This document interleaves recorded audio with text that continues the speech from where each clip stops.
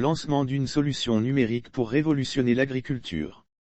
Le ministre de l'économie numérique, des télécommunications et de l'innovation, Roger Félix Adom a procédé le jeudi 7 avril 2022, au lancement d'une solution numérique pour révolutionner le secteur de l'agriculture.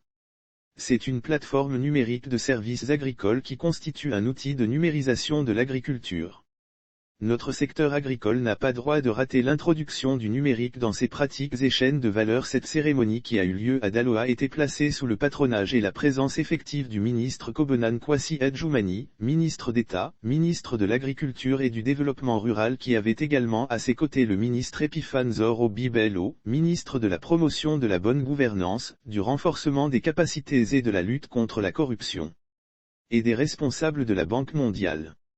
Présentation de la solution. Ce projet s'inscrit dans le cadre de solutions numériques pour le désenclavement des zones rurales et le point agriculture, PSNDA.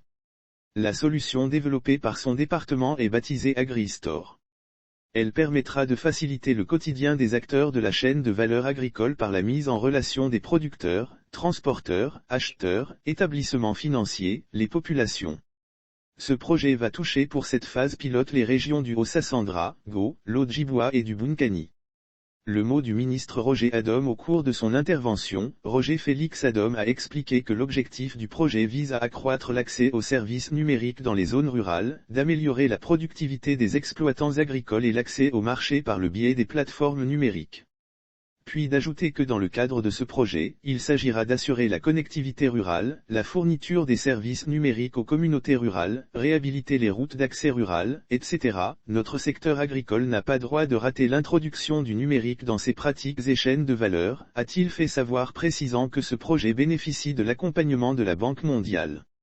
Lire aussi 3e édition IATF 2023, le parc d'exposition d'Abidjan sera prêt d'ici fin 2022, Dixit Souliman Diarasouba. Il a invité les autorités administratives locales à s'impliquer dans la vulgarisation de cet outil qui permettra à la Côte d'Ivoire de disposer d'un secteur performant et compétitif, en coût de production et en qualité. Notons qu'avant le lancement de la plateforme numérique, Roger Félix Adom et son collègue Amédée Kouakou, ministre de l'équipement routier, ont procédé au lancement des travaux de reprofilage lourd et de traitement de points critiques sur 266,8 km de route dans 4 régions d'intervention du projet.